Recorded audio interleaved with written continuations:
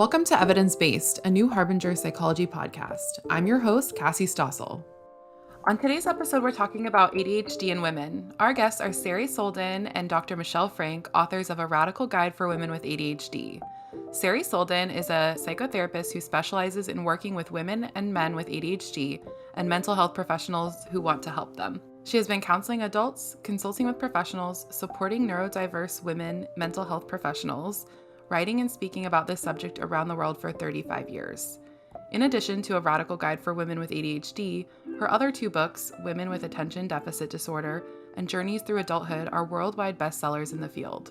Her areas of specialization include women's issues, inattentive ADHD, and the emotional consequences and healing process for adults who grew up with undiagnosed ADHD.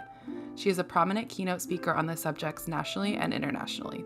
Dr. Michelle Frank has over 10 years of experience specializing in ADHD and is committed to continuing to support and advocate for individuals and couples impacted by ADHD in the therapeutic space and on a broader communal level. Dr. Frank serves as clinical director for Enrich Relationship Center of Colorado, where she sees individuals and couples impacted by ADHD.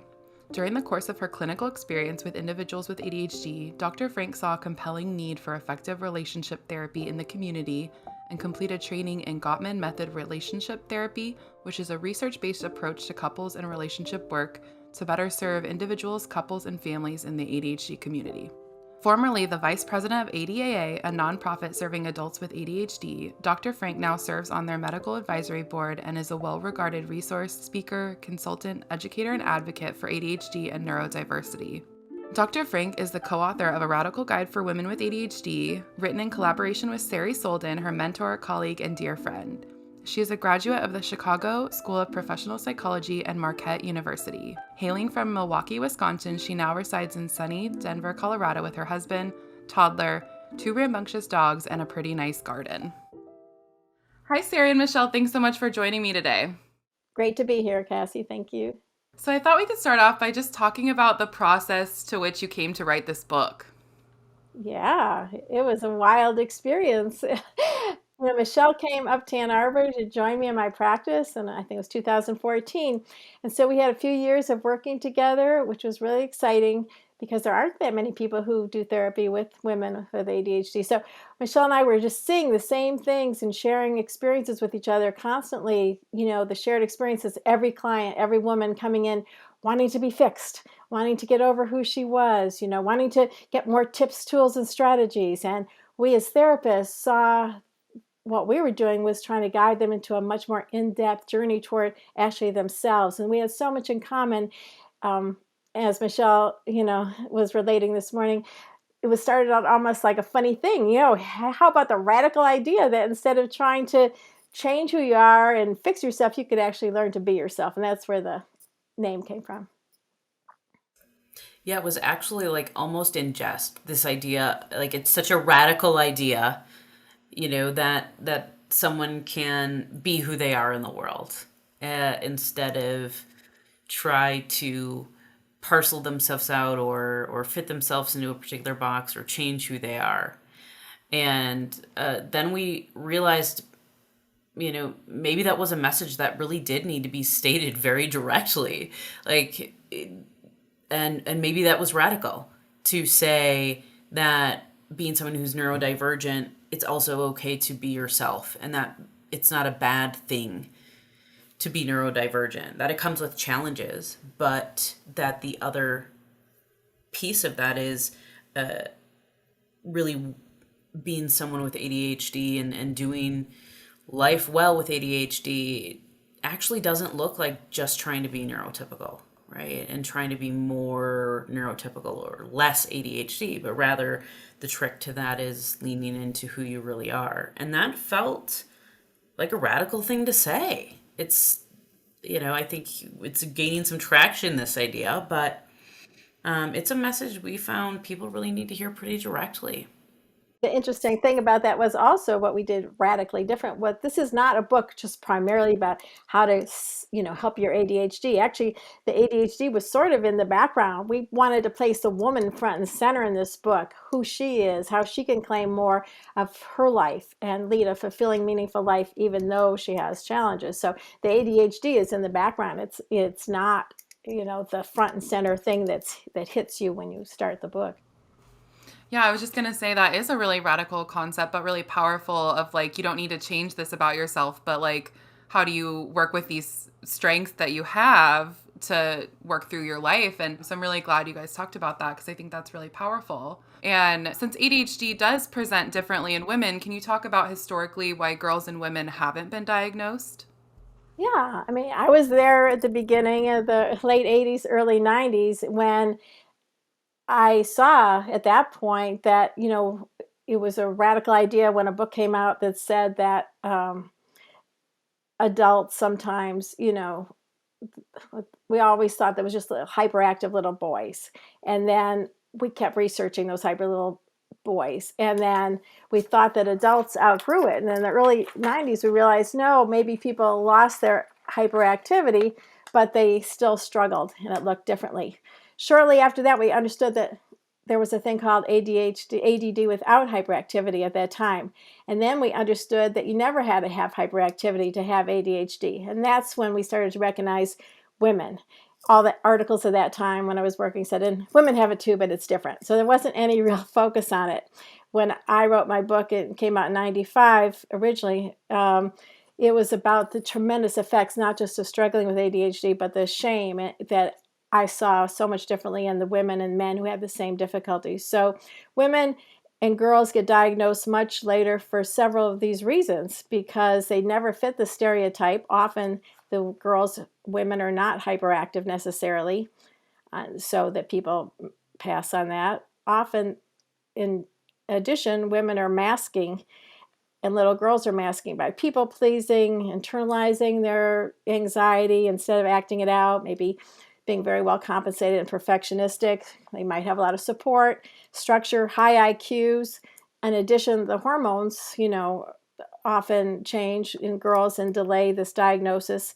At some point, they hit a wall when they are depressed and anxious, and then whoever's diagnosing them can only see that. And again, they're not able to see what the effect of living undiagnosed with these kind of struggles that aren't understood. And there's a lot of myths about that also delay the diagnosis, that you can't be educated, you can't have achieved. And then coupled with the lack of training of practitioners so that nobody else is getting diagnosed. Eventually, we learned to see this as instead of the traditional triad, we saw that executive function is a real important way to understand the struggle. So all the combination of compensating, sometimes self-medicating, just puts off the diagnosis until in adulthood it's very hard to diagnose unless you understand what you're looking for. I'll add to that. I mean, even if you look at the rating skills and how rating skills are developed and normed, we've learned to ask questions about white hyperactive school-age boys. So we need to move into a phase of researching the diagnostic piece of it more in terms of why do we ask the questions we ask. And what we know is, like, if you look at several widely used rating scales that take a look at, the frequency of behaviors or symptoms of ADHD, a lot of them don't have gender specific or sex specific norms, right? They have mixed norms, which, there's an argument to be made that's a positive, and there's an argument to be made that could be detrimental. My big question around it is, why do we ask the questions we ask?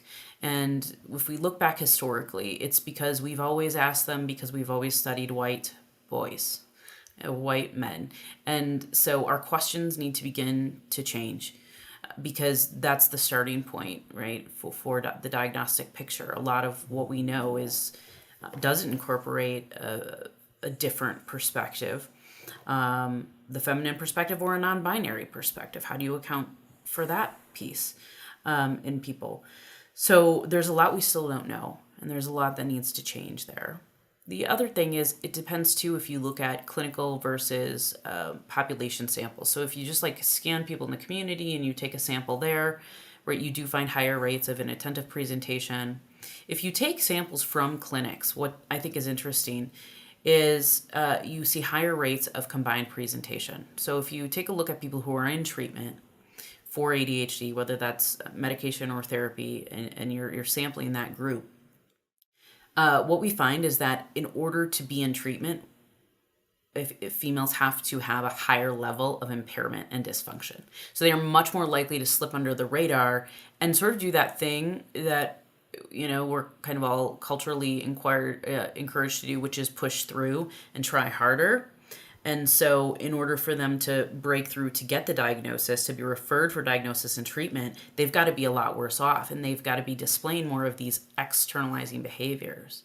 Because in mental health in general, when we look at patterns of male versus female characteristics, we know that boys and men externalize more, right? It's more hyperactivity, more behavioral, and women, it tends to be more of an internalization. So even hyperactivity, well, how are we measuring that? And girls and women with ADHD who do have combined type or hyperactive traits will say it's more of a restless mind or feeling in my body.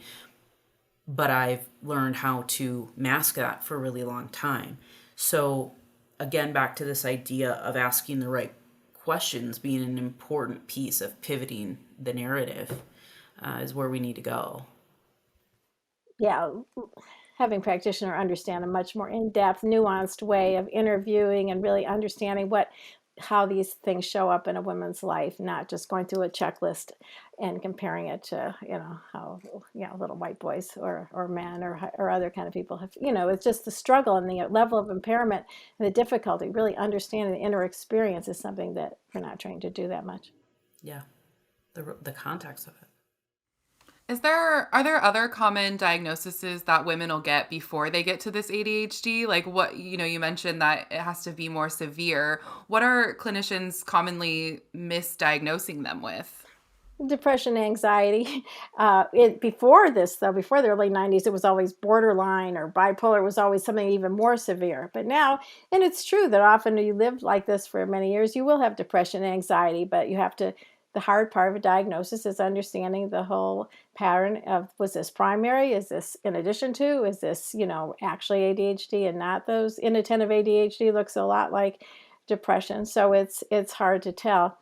We're even afraid sometimes to send for neuropsychological testing because it's all a matter of interpretation. Of course, somebody can be seen as depressed or having these difficulties, but again, that really deep understanding is what separates out. The diagnostic picture is hard when someone's depressed and anxious and have struggled your whole life with this. Definitely. And you mentioned the ways that women might mask their ADHD. Can you talk about some of the specifics of how ADHD does present for women? In terms of like presentation versus masking, I think that's kind of two separate questions in my mind. Sure. Because how it feels, how it presents is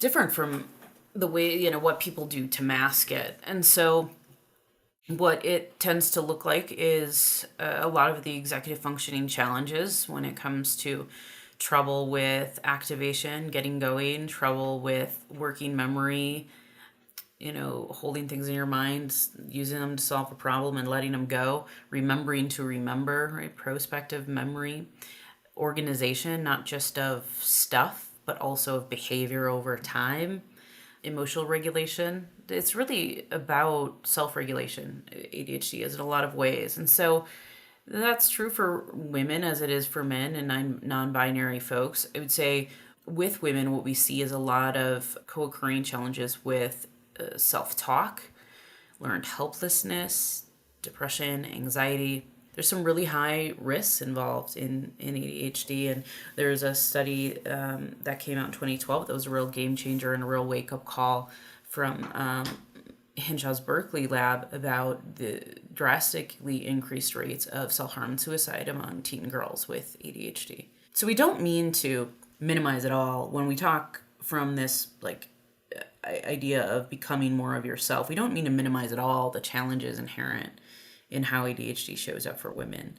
It's just that we know that trying to be someone else in the world isn't a very good way to go about feeling good about yourself and shifting those patterns of depression and anxiety. But a lot of the compensation that women do involves hiding, isolating, intense perfectionism, a lot of mental rehearsal and worrying, tons and tons of lists and time spent trying to perfect things behind the scenes so no one finds out. Staying late at work, becoming really good friends with the after hours staff, never really taking time for self because of all of the things that remain undone, and a lot of hiding. A lot of hiding. Yeah, I find that that is the chief compensation that people use is hiding. And so that's another reason why it's hard to diagnose. All these things that Michelle's talking about, the overworking, the inordinate amount of time and energy to present well, even if the final product is great often, but nobody is understanding the severe process they're going through, and also sometimes the underachievement and just pulling out of even trying to connect or contribute in that way because it's just too hard. So there's a lot of wasted potential and a lot of sadness and hurt around not being able to manifest. And it covers up. So the masking makes it even harder. The compensations make it harder to understand the difficulty, ironically. For sure. And on the outside, it looks like everything's just really high functioning, like really strong, really like it gives off very the opposite vibes of what's going on inside. Yeah, and they will feel like their life is completely falling apart and they're just live in the survival mode of treading water, right? Which is really stressful. So yeah, so that's why we emphasize in the book the whole woman, seeing yourself whole, not to underestimate at all the level of difficulty and the frustration, but also not to underestimate who you are as a person and all your core traits and your strengths. So to be able to hold on to this whole picture of yourself is what we're trying to present in this book and in our work. So it's not like, oh, this is just great to have ADHD and it's a gift, blah, blah. But, it's very difficult. And also, we talk about, and also, you are a whole person with a lot of strengths and a lot of core traits that aren't just about your weaknesses, your strengths, they're who you are, and that's going to make the difference. I think for a lot of clients who come to see us, this is the first time they've really let themselves really embody that belief that there is more and that they can sort of flesh out the whole picture. So a lot of our work is, instead of like seeing your life as a problem to be solved, really to begin to conceptualize it as sort of a messy canvas that you have agency and you have a say in creating just as much as anyone else does. And right here are the things we know will be helpful in managing some of these differences and challenges. That you do need a toolbox, you do need a toolkit, absolutely. And you also need to have a whole picture of yourself to be able to show up and do that right. Otherwise, you're just really using strategies out of more hiding and shame, right? I'm gonna make the perfect to-do list. I'm gonna use these apps and have the perfect habit tracker. Well, it's just sort of like a binge purge, like a diet cycle, but with your brain, and it's completely unhelpful. Right. That's why we talk about untangling, so that you can start to conceive that you have your brain and all the things you might want to use to help yourself with the executive function, including medication, tips, tools, strategies, coaching. And then you have to untangle your brain from the core sense of self. And that's the other part of you that has to learn to sort of walk alongside in two tracks. You do all those things to increase your functioning and to help yourself, but that's not who you are, and you need to move toward a compelling future and meaning and fulfillment. And that's where some of the therapy and overcoming some working on being seen differently, often by your therapist for the first time, and then be able to eventually see yourself through a wider, less distorted lens to move toward a compelling life for you. So they're really two tracks, and that's what we talked about, untangling your brain and your executive function difficulties from your who you are. And that's our main way of conceiving it. Well, I think a lot of what the two of you have been talking about right now really illustrates the reason why one of the first things in your book is the acceptance of that part of you. Like the acceptance is like the first part of the journey through working with your ADHD. So I really appreciate all this because it totally makes sense why that would be the first place to start. And the ongoing place to start. So acceptance is a very active process. It's a lifelong process. These wounds are deep and they keep coming up. And being able to, work toward acceptance is not, women say, oh my God, when you mention the word acceptance, they think that means giving up, giving in, resigning yourself to a life that, is void of hopes and dreams. So radical acceptance is a much different idea, is to say, this is reality, this is true. I have to focus on helping myself in that way, but I also have to accept myself in a radical way and move along in an important, critical way for myself.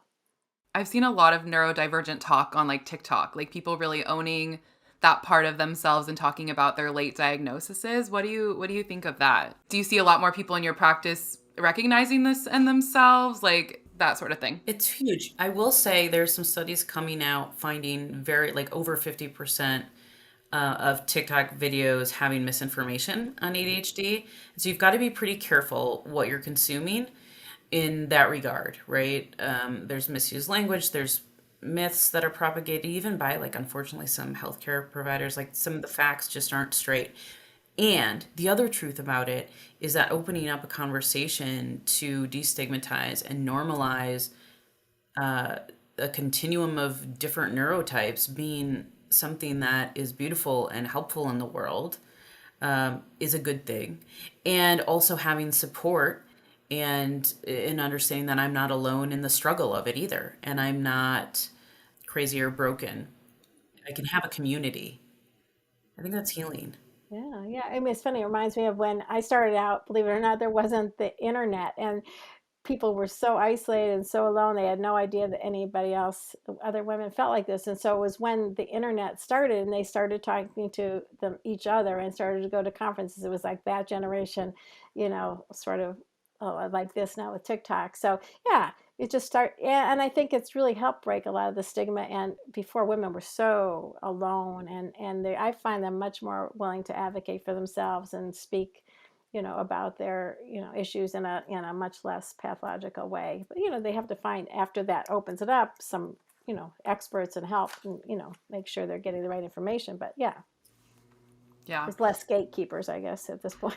Yeah, that makes sense. Like just more people talking about it is a start. I want to ask, in your book you talk about values being a guide to support with your ADHD. Can you say more about that? In ADHD life, you can really easily go into autopilot. Similarly, there's a lot of changes you might try to make in your life because it seems like the thing to do, right? So how, like, again, shaping myself into someone who's more neurotypical or less ADHD, but that doesn't necessarily have anything to do with who I truly am as a person or what I really care about, right? That's really externally focused approach to change, which we know is not effective in the long term, right? Change, when it's effective and lasting, comes from a place that's very intrinsic and it's really tied to your own value system, your deep dreams and longings as a human being. And so similarly, a lot of the research coming out of like Stephen Hayes and ACT as a modality really talks about the importance of rooting down in values, because your thoughts and feelings are going to come and go, right? But what is true and long-standing about you? And so we found that helping people suss that out. What do I really believe? What do I really want? Where do I want to spend them in terms of the change process, in terms of how I want my life to be different? And where is that line between what I accept and what I continue to work on or get support for? And values is a really key component of being effective in that work. Yeah, how to have criteria for guiding your life, how to navigate your life. When you have ADHD, you don't have that many filters, so you're sort of drawn to a lot of different ways to go, and you're not always valuing your own sense of what you believe or what you feel. So being rooted in that more and more makes it much more simple to make good decisions for yourself. But that takes a lot of work to block out everybody else and to really dig deeper. I think too, like, as a clinician and kind of speaking to other clinicians, it's really easy, really with any client, to get caught in like the problem of the week or the feeling of the moment and lose track of the big picture or the fundamental goals and reason you're there, and beginning, to work back towards what are the values, I think creates a thread of continuity in the work and helps keep things more on a level of greater purpose and depth rather than staying in the content of this moment. It's not to say I don't think you should spend time doing some grounding and processing how you're feeling or whatever happened this week. There's absolutely room for that. But if we do that every single time and never root back in the real why, then I think we can lose some important threads, and that's more likely to happen with ADHD in the room. Well, and what I like about what you both are saying too is it it sort of forces you to like center yourself back and not worry about other people's needs once all the messages that are coming at you, like it's back to your core being, which is really powerful. Did you grow up with an emotionally immature, unavailable, or selfish parent? Join Lindsay C. Gibson, author of the self-help hit Adult Children of Emotionally Immature Parents, for a 6-week intensive online course. You'll learn essential skills to reclaim your true self, build emotional resilience, and nurture healthy relationships. Sign up to learn more at newharbinger.com/Gibson-gift and receive a free excerpt bundle from Gibson's books. New Harbinger online courses, expert help for better mental health.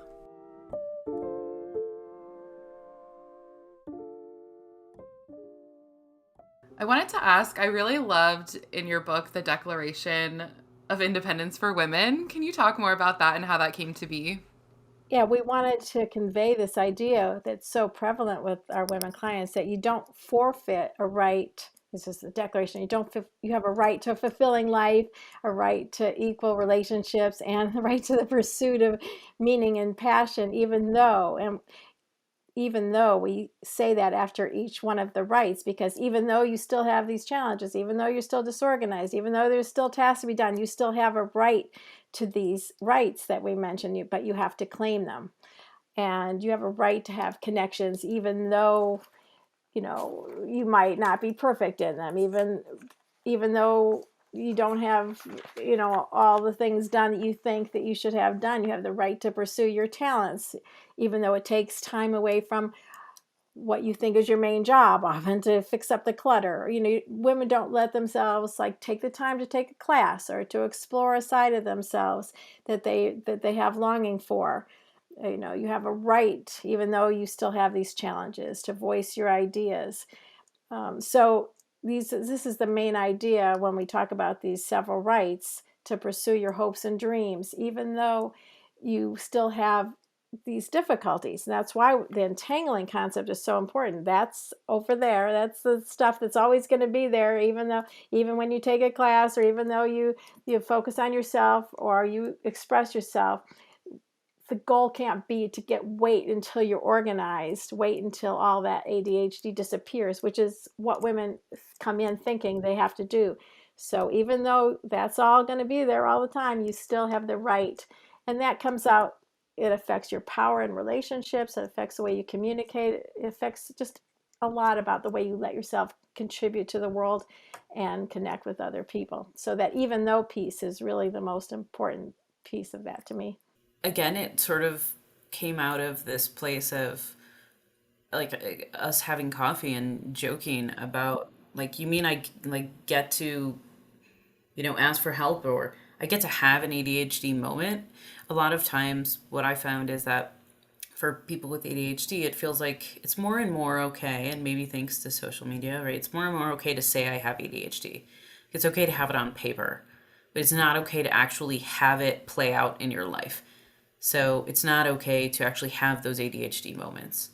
And so this declaration, in a way, is sort of like, permission to have your challenges and also still make room for that yes and. You get to have challenges, and you also like get to be proud of things in your life. Like it doesn't undo the things you're good at. You get to feel strong about things. You get to ask for help. You don't have to go it alone. And so it's really a lot of reframing, a lot of expanding into greater psychological flexibility around how you see yourself in the world as someone with this invisible difference or disability.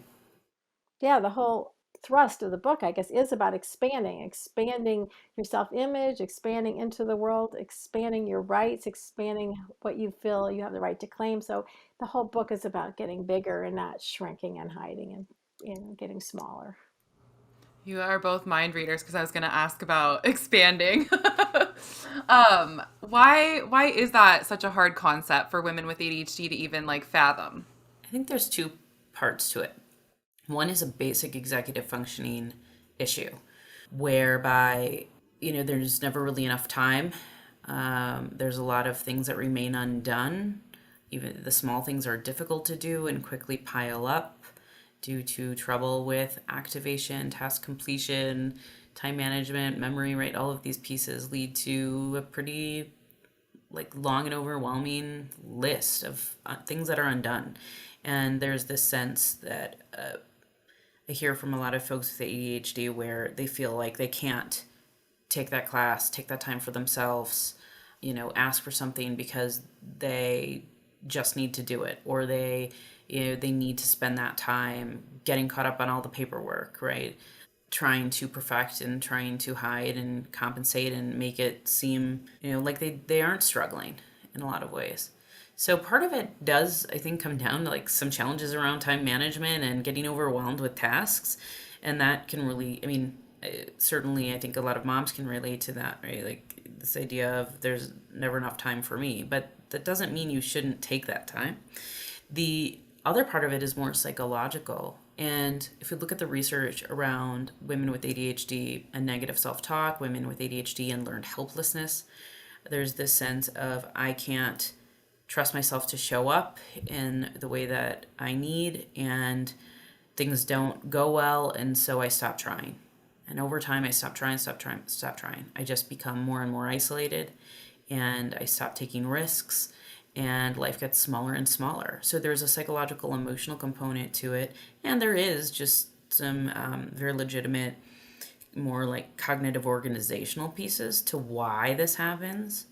Like you can see then how a weekend could easily be spent sort of hiding away trying to like organize all your papers, or get things done behind the curtains, or you might not leave work at a time that you really need to set that boundary for self-care, to have dinner with your family or go for a walk or meet up with a friend or get to bed on time, but you're really like pushing the boundaries because you're trying to deal with ADHD life, right? Whether that's the task side or whether that's the emotional, psychological side.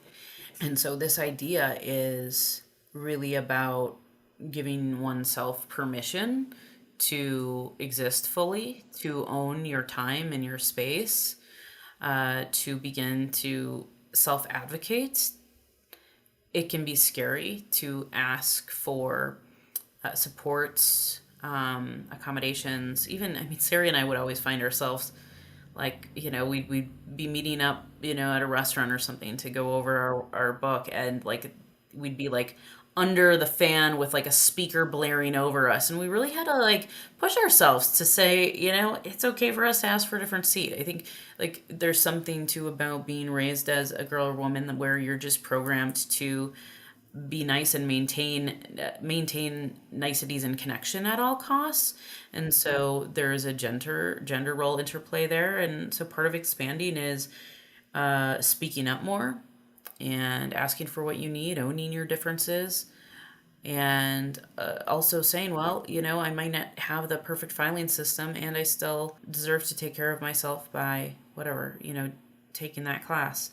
Well, just interpersonally, I mean, you mentioned the psychological and the cognitive, also interpersonally, you are subject to a lot of people in your family or in your close circle saying, "What do you mean you're going to do that? Look, all this stuff, you haven't done this." You are getting messages from other people. How can you do that when you look, you can't even get the kids off in the morning, or how can you even think about doing that when you haven't done this? And so it's very easy for women to collude with those negative messages. And a lot of the work is about setting boundaries and communicating in a healthy way about your own needs and claiming your space. But that takes a lot of inner work first, to feel like you have a right to be imperfect. You're coming up against a lot of very deeply internalized and idealized gender roles, even today, even with all the TikTok, even whoever you want to call it. All my girls and my clients in their 20s and 30s, deep down, are that much different than my older clients or how they were when I wrote this first book. They still have this feelings of failure as a woman when the executive function difficulties collide with these gender role expectations. So this is something that's deeply embedded and takes a long time to work through, to realize I'm just not that great at those things, but to not devalue all the value you bring to your family in emotional labor, all the work you do and all the value you bring. And women have to take the risk to talk about this and to not back away and not to de-self and self-silence themselves, and to have these conflicts and these discussions with their partners and their families. It's very scary because it's such a vulnerable place for women to feel like they're not, doing they're toxically comparing themselves all the time to the neighbor, or the other mothers, or the other women. How do they do that? How can they do that? And you say, like Michelle says, it takes a long time. Like, I accept my ADD, they say, but in real life, they're still not understanding what that means. Why can't I do all those things? What's wrong with me? Yeah, the comparison. Yeah, social media makes that worse. That we know for sure. And coming from that place, it's not a strong place from which to build in change and supportive strategies, right? It's like a one down place. It's not it's not an empowered place. So you really got to think about the big picture here and really helping folks explore what is that nice balance between spending some focused time and energy and resources on managing these challenges, but where does that tip over where it costs me more, where I'm spending so much time on this that I'm actually sort of like, trying to shore up deficiencies more than I'm really trying to support myself and think of how I can show up. I'm really trying to micromanage myself. And so at some point it's a sunk cost. So what does it cost me not to push myself a little bit more broadly? Right, to take a leap of faith, that I might come back refreshed and renewed, and I might do better at some of these tasks. I might not, but still I'll be building up the other side of the equation. And that's really the only way out of the whole thing, is to build up the other side of yourself, even if you constantly, chronically have to deal with all the difficulties of the ADHD. So it's a constant balancing and rebalancing act. Yeah, and one thing you mentioned is just the communicating part about all of this stuff going on internally. Can you talk about some ways that women might shift verbal and nonverbal communication to be more direct and less apologetic? Look, it's hard to talk about ADHD and ADHD challenges. It's still quite dangerous to do so in the workplace and actually label it. So, not only were a lot of us not really, taught. There's no communication skills class growing up, right? Just like geometry instead for some awful reason. But I joke. But so a lot of people didn't really learn how to talk about how they feel, to deal with conflict, to express a need very well.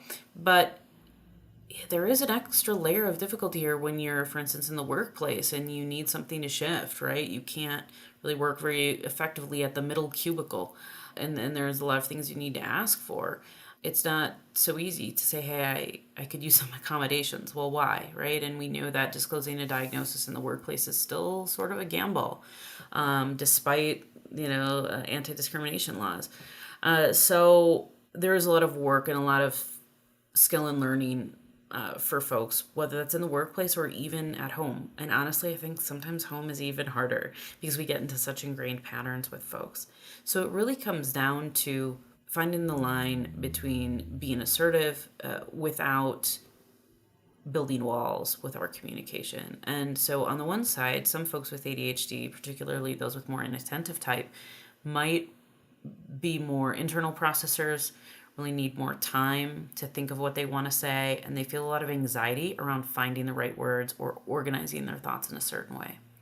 Women who experience more hyperactivity or combined presentation of ADHD might be like the stereotypical like chatty Cathy, right? Like they just talk. But both of those things end up building walls interpersonally, right? Like not letting people in, either because you're not really communicating and saying what you want, or you're talking so much that you can't let in true connection. So from an ADHD informed perspective, like that's something we always consider is where does a person fall, maybe in terms of how ADHD literally shows up in how words come out of their mouth. And then there's the other pieces of just adaptive direct communication and assertiveness training that most people would benefit from, and particularly women when it comes to setting boundaries, not over qualifying our language, not over explaining. Again, when you're someone who has this invisible difference or disability, there can be a lot of over explaining that happens because it's sort of like, I really need to justify why this is hard for me or how I'm struggling so that they don't think less of me, so that I can like somehow be good enough. And there's a real shift in energy then when someone comes from a place of, hey, here's what I need, here's what I'm going through, and can we talk about that? Like a more balanced, assertive sense of selfhood. Because women do that. All women do that. The qualifying, the, hey, do you mind if I'm sorry? But women with ADHD always just over apologize, try to convince, try to explain. So when you have those two together, it's even a double whammy. I there's a line in our book that a lot of the groups I do really like where it says, if you could just remember this one concept, that you're communicating to connect, not to just give all the information you have or not to do this or that. So if you just can narrow that down, like one client said, oh, like hundreds of thoughts are trying to get through the door at one time, instead of just trying to show everything because it's not organized. If you just remember to try to just connect, and that can narrow the field of choice that you have. And I know I have a few just simple things that people can try to do instead of at work, even instead of having to disclose and declare, just to describe start out just by describing what's hard for you. Everybody knows that, hey, I have, and then asking for what you need, and couching it in the strengths, like, oh, sometimes I get so engrossed in my work I forget about the time. Could you come by and come grab me before the meeting? Or I'd love to talk to you, but I find it hard to concentrate when all these people are around. Could we meet next week? Something that's validating for the other person, protecting your relationship and also protecting yourself. So all these strategies are things that sometimes you have to work with people with ADHD more directly on, because they don't know. We talked about later on that authenticity or that intentional revealing. You don't have to go around telling everybody everything. That's part of being intentional, choosing who to tell what to, when, and how, and why.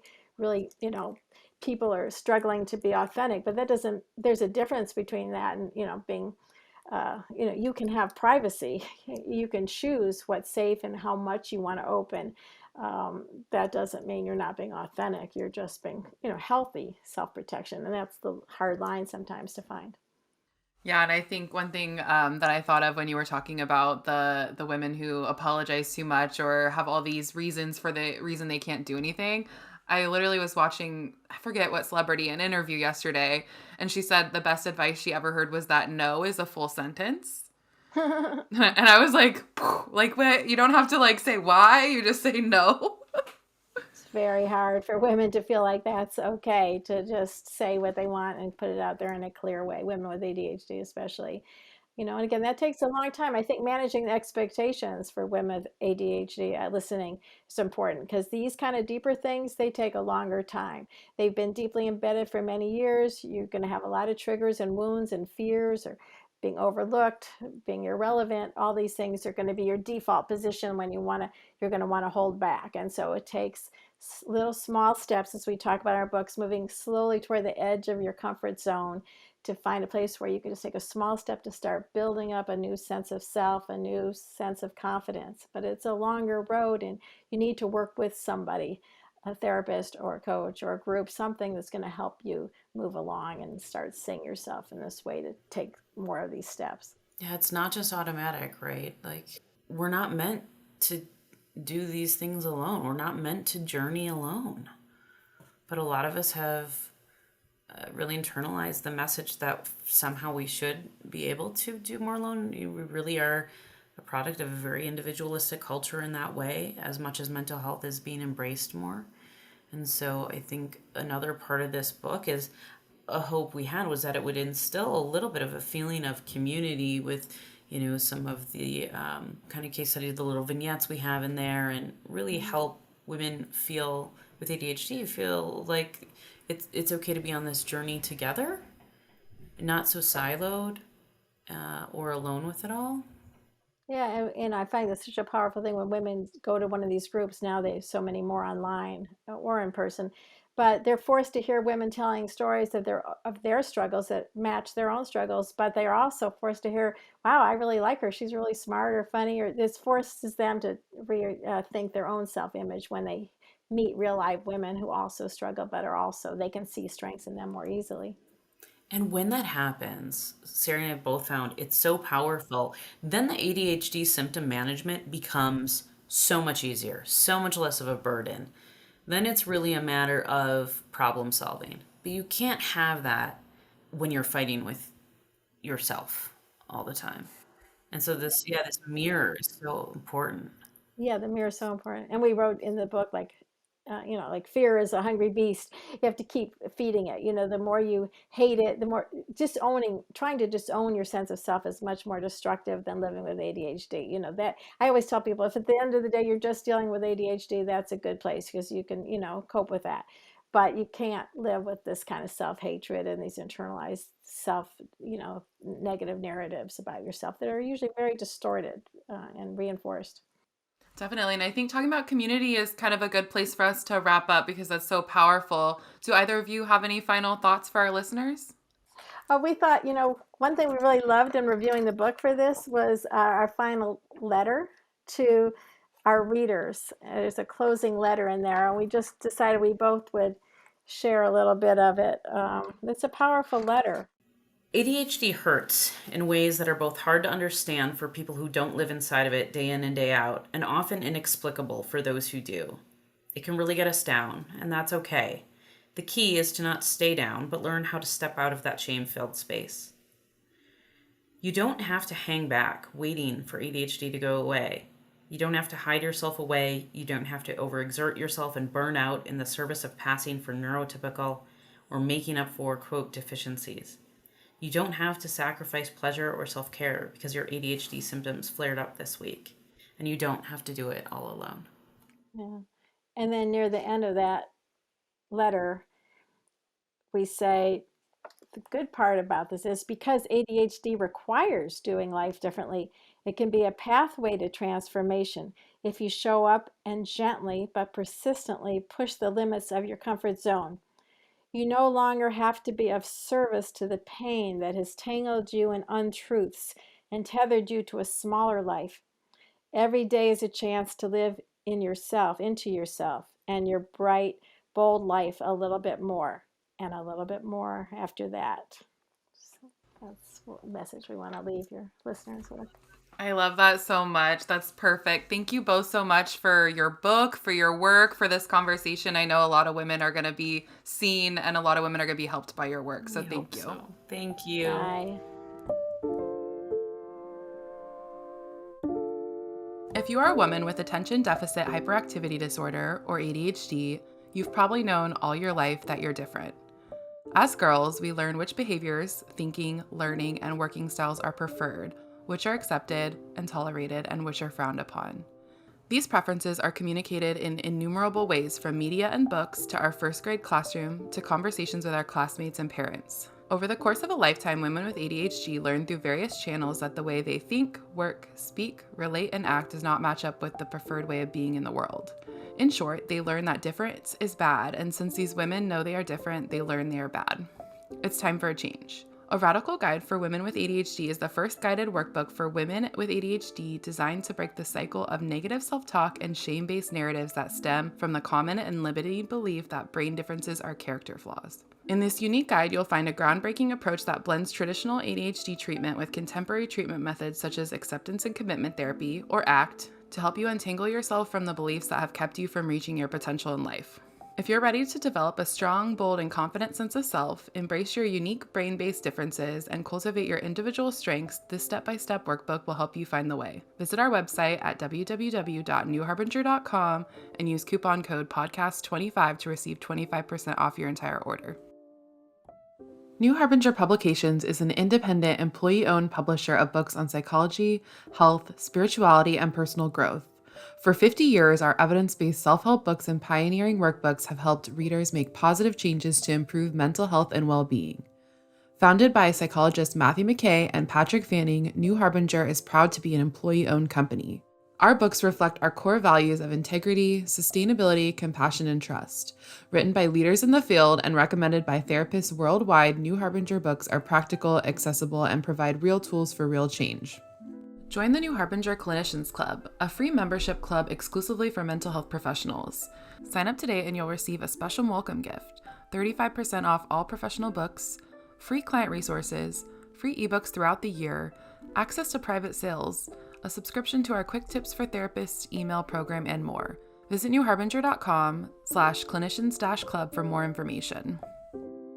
If you enjoyed today's episode, we'd love if you rated, reviewed, and subscribed to the show, and we hope you might share it with anyone who might benefit from the content. This podcast is not a substitute for counseling with a licensed provider.